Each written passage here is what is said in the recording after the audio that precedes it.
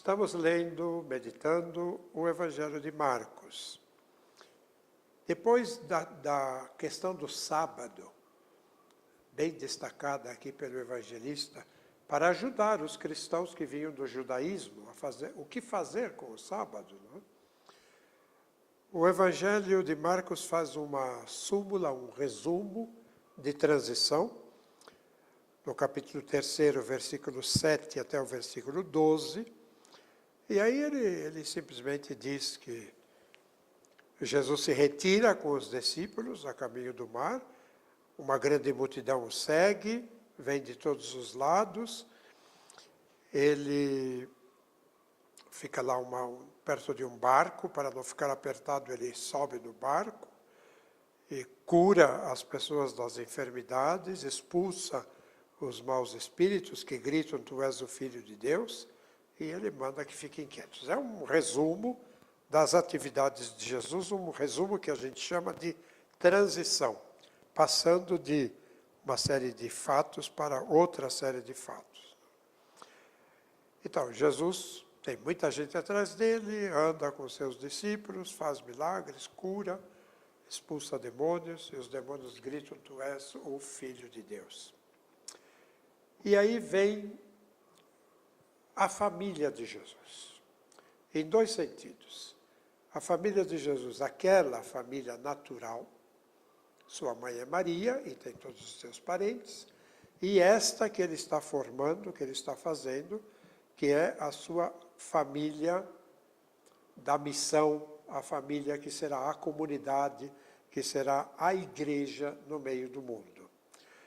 Então, no versículo 13 do capítulo 3, nós lemos que depois Jesus subiu a montanha e chamou a si os que ele queria, e eles foram até ele. Tudo curto, simples e bem claro. Ele chama quem ele quer, quem ele quer. Chamou aqueles que ele queria. E eles responderam, foram até ele. E constituiu 12. Daqueles que ele chama, ele constitui 12. Para quê, esses 12? Para que ficassem com ele. Para ficarem com Jesus, esses 12. Para enviá-los a pregar. Então, com esta finalidade, para que fiquem com Jesus e vão pelo mundo afora para pregar, para anunciar a boa notícia de Jesus, anunciar o reino que ele veio, ele mesmo anunciar. E terem autoridade para expulsar os demônios. Eles recebem esta autoridade para poder desenvolver a sua missão. Esta simples frase já nos diz que a pregação encontra obstáculos, e eles precisam de autoridade para vencer esses obstáculos. Os obstáculos vêm dos demônios. Esses demônios precisam ser bem caracterizados para saber como é que eles criam os obstáculos. Quem são os 12? Simão, e ele impôs a Simão o nome de Pedro.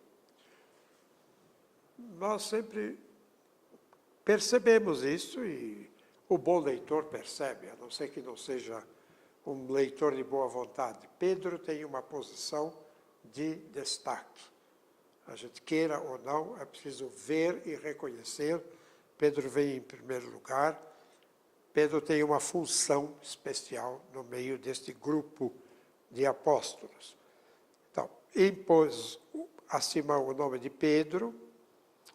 Depois o outro era Tiago, o filho de Zebedeu, João, o irmão de Tiago, e chamou esses dois de Boanerges. Boanerges quer dizer filhos do trovão. Filhos do trovão. Talvez pela disposição impetuosa que eles tinham. De qualquer forma, é este o nome que Jesus dá a eles. André, Filipe, Bartolomeu. André, a gente sabe que é irmão de Pedro. Filipe, Bartolomeu, que é também, segundo a tradição, Natanael, o mesmo apóstolo. Mateus, Tomé, Tiago, o filho de Alfeu, que é outro Tiago. Então temos Tiago, que é irmão de João, e temos Tiago, o filho de Alfeu. Tadeu, Simão, o Zelota, e Judas Iscariote, aquele que o traiu. Então, esse é o grupo dos 12 que Jesus chama para ficarem com ele, para formarem com ele uma comunidade mais próxima, mais intensa, estarem juntos de Jesus. Esses 12 não podem se esquecer disso. Eles existem para estar com Jesus. E existem para pregar, para sair pelo mundo afora e anunciar quem é este Jesus e a palavra que ele trouxe. Um deles, diz aqui o texto, Judas, é aquele que o traiu. Apesar de tudo, a fraqueza humana está em todos eles e um vai traí-lo. Esta parece ser, segundo o arranjo que o evangelista faz, porque o evangelista vai colocando as diversas passagens de uma forma própria dele. Os outros evangelistas farão do seu jeito. Um episódio aqui, outro lá, Marcos vai juntando. Logo depois da formação desses 12, o evangelista diz que Jesus voltou para casa, uma grande multidão de novo na porta da casa. Eles nem tinham tempo para se alimentar, Jesus e os apóstolos. Mas quando os seus parentes, tomaram conhecimento disso, saíram para detê-lo porque diziam, enlouqueceu.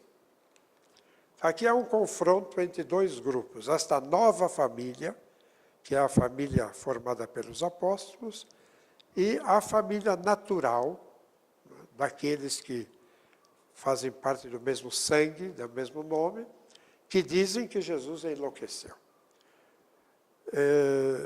Há alguns autores, um ou outro de modo especial, que escrevem imaginando de uma forma sadia aquilo que não está escrito. E um destes comentaristas diz, o que Maria pensava de todas essas coisas? É a mãe. Via Jesus com essa turminha aí, não? Simão, Pedro, Tiago, João, André, Felipe, Bartolomeu. Então o comentarista diz, de vez em quando Maria dizia, essa gente estranha, essa gente esquisita que anda com o meu filho. Preocupação de mãe. E aqui está a família dizendo, Jesus enlouqueceu, o que ele está fazendo? Eles saem para detê-lo, saem para segurá-lo, para impedir que ele faça o que está fazendo. O que estava acontecendo? Um montão de gente na frente da casa em que Jesus estava. E simplesmente dizem, segundo o evangelista, ele enlouqueceu. Ele enlouqueceu. Bom, juntamente com essa expressão, ele enlouqueceu, e o que ele está fazendo é alguma coisa estranha, os opositores, que já não são da família, vão dizer, não só enlouqueceu, ele trabalha com o demônio. Ele trabalha com o demônio. Então, a acusação fica pior do que simplesmente dizer, ele enlouqueceu. Aquilo que Jesus faz é obra do demônio. E a gente se pergunta, como é possível a gente sair do fato concreto, beneficiado, ou que beneficiou uma pessoa, e chamá-lo de louco e dizer que trabalha como o demônio? Nós somos capazes disso? Somos capazes de não ver o que está acontecendo, porque estamos impedidos pela nossa própria visão, pelos nossos próprios interesses, pelas nossas conveniências, por aquilo que não queremos que aconteça, ou pelo nosso fechamento em relação aos outros. A gente não vê e a gente nega, né? A gente que é capaz de dizer, não fui eu, foi fulano de tal, quando eu sei que fui eu, que tomei esta atitude e que fiz aquilo que não deveria ser feito. Como eu vi uma cena sendo apresentada na televisão de alguém que fazia uma declaração infeliz, e essa pessoa com seus companheiros, vendo a transmissão da televisão, se levantou e disse: isso não é verdade, eu não disse isso. E aquilo estava sendo projetado, porque foi filmado e todo mundo viu. Eu não disse isso. Quer dizer, eu procuro encobrir a verdade de alguma forma. O cardeal Martini, de saudosa memória, dizia que as coisas importam mais do que as palavras. Há um jogo de palavras, enlouqueceu, demônios, mas e a coisa, o fato, aquilo que aconteceu? A cura de alguém que tinha a mão atrofiada, por exemplo. As palavras, as pessoas que lá estão para ouvir a palavra de Deus. Isso importa mais do que o vocabulário usado pelos opositores de Jesus. E assim, então, temos aqui um tema que aparece repentinamente: a família de Jesus, somos nós. Esta família vai segui-lo de uma forma diferente.